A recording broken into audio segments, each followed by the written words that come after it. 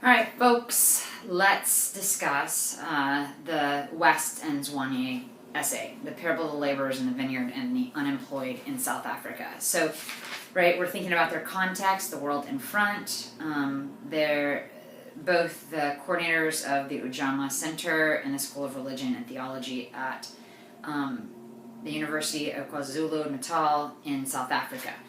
So, understanding that their context is South Africa, right? They also explained to us that they're working with their day laborers on sort of a Bible study, right? To think about the Bible, getting them to think about the Bible within their context. What kind of questions will they ask, right? This is a part of contextualized biblical studies. So thinking about the Bible in relation to the context, right? The places in which people live and their identities.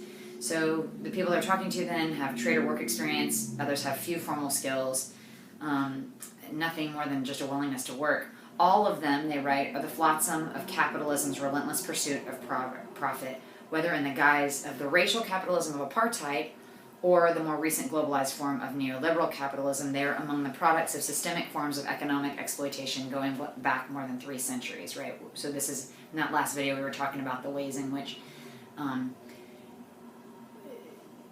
there's an underbelly to the American dream, right? And the question that I want to pose, right, is the American dream equally accessible to all people, right?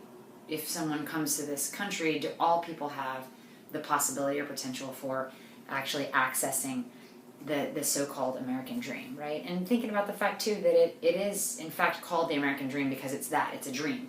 Is it something that actually truly ever materializes for people, right? Do you ever feel like you're living that dream? So now, of course, that we're thinking about the context of South Africa, not America, and the way in which these men could potentially relate to this story, the laborers in the vineyard. So on a regular basis, they write, we have hired them for the day to spend time with us reflecting on the role that biblical and theological resources play in their lives. So they actually hire them, instead of them going off and getting other jobs, they hire them to come and to talk about the Bible and their interpretation of it. So to demonstrate our commitment to socioeconomic justice, we compensate them for a full day's work, right? Using their networks among a range of faith-based organizations to find more permanent employment for them, right? So what they're looking at then is ways in which they can give the men an opportunity to do theology, right? And theology, again, words or the study of God, right? They're contributing to this project, Contextual Biblical Studies, right? And they're trying to construct the West and Zwane were trying to construct a workers' theology. So using this, they approach the parable in a number of different ways, offering both capitalist and socialist readings, right? Good. So we want to think about this. You can look at the slide here, right? So one of the questions that I'm asking you to think about, right, as we even read this, and what they're also sort of pushing us to think about is, was Jesus a socialist or was Jesus a capitalist? Right, so socialism, obviously, a political economic theory of social organization advocating the means of production, is not just production, distribution, and exchange are actually owned by the community as a whole, right? Whereas capitalism is about individual ownership, right?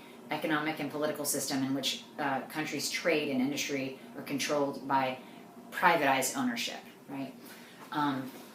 And they're wanting us then to read with and to think about, right, the perspective of the laborer and also the perspective of the landowner.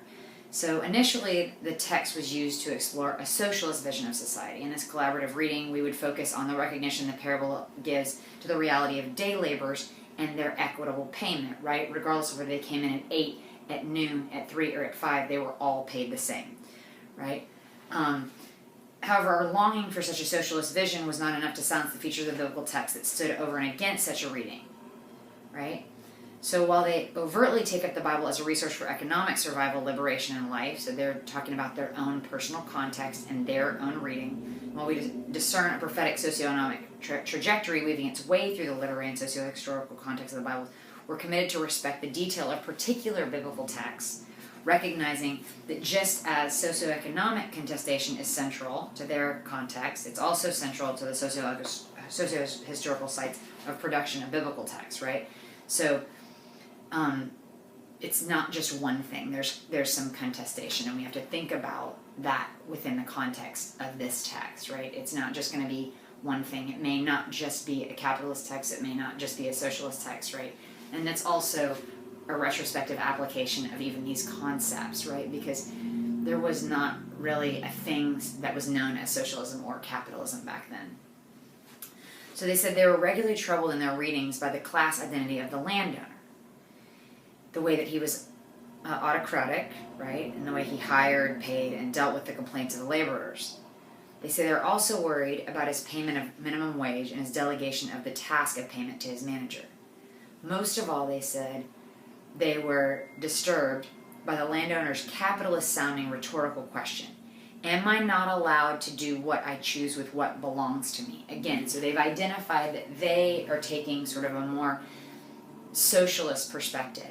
And so that's why they're disturbed by the capitalist sounds, or by the capitalist tone of his question. Can I do what I want with my own money, right? With my land, whatever, right? Again, thinking about private ownership in capitalism.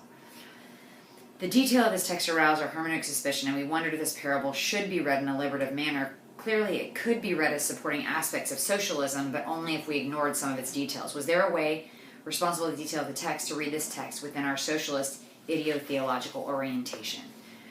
Right? So we go on then to think about the way in which their determination to read this text economically was actually frustrated by the refusal of much of biblical scholarship to even engage the dimension of this text. Right? So most people are not thinking about this in terms of its socioeconomic implications, right? They're thinking about this then in a figurative way, because Jesus is talking about the kingdom of God, the kingdom of heaven, right? But they're trying to think about the real socioeconomic implications of this text, right? Dealing with laborers and dealing with a landowner. Good. So they mention William Herzog's reading of the parable, seeing Jesus as the pedagogue of the oppressed, right? So the teacher of those who are oppressed. And his location of this parable within the realities of the conflictual interface between agrarian societies and traditional aristocratic empires. So looking then, this is sort of a contestation.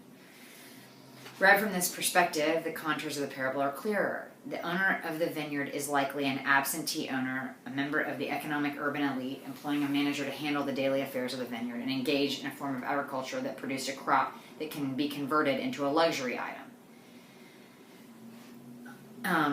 So unable to calculate how many laborers he'll need, he has to, continue to hire more. By hiring small numbers of laborers during the day, the landowner exercises his unilateral power. In a context of chronic systemic unemployment and underemployment, the day laborer is in no position to insist on a just wage. So basically then, in this position, or in this situation, the landowner holds all the power. That's unilateral, one way, right? The laborer, right, not being a part of a union, trying to vie for equal rights or better pay, right? They don't have a voice in this situation. Far from being generous then, the householder is taking advantage of an unemployed workforce to meet his harvesting needs by offering them work without a wage agreement. Jesus foregrounds the socioeconomic contestation of his time, making the usually invisible absentee landlord visible, and so setting up a direct encounter between the elites and the expendables, right? So Jesus, they're saying, is intentionally setting up this dynamic and this contestation between the two, right?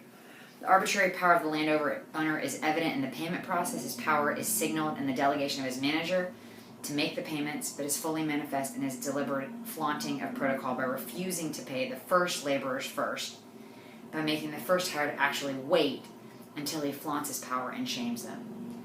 The dignity of those who have worked all day demands a response, and so they risk a protest, speaking back to power, invoking the principle of equal pay for equal work.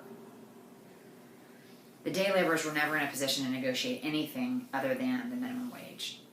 And then goes on to dismiss their complaints, the owner, reiterating his right to do whatever he pleased with his power, and concluding by blasphemously asserting that the land, which has systematically been coerced from the very peasant farmers who are now day laborers, actually belongs to him. Right? So they're trying to think about the way in which a land that at one time would have been shared by all people is now only owned by one. And he can do whatever he wants with it. At this point, the systemic violence beneath the text becomes palpable. So the contextual Bible study we have constructed to explore both socialist and capitalist interpretive possibilities of this text generates considerable excitement and discussion. Most participants are unfamiliar with multiple ways of reading the same text, and most are unfamiliar with an overtly socioeconomic reading of the Bible. So the question then for you guys, right, is what do you think when you read this, right? Where is Jesus in this? As people who live in a capitalist country, is it difficult for us to even read this as socialist, right? Or to even think of Jesus as potentially being a socialist? That there's some sort of a challenge to this privatized ownership that all people should actually be able to be cared for and to receive, or to be given what is, I guess, fair in terms of a sharing of resources. Right, you guys?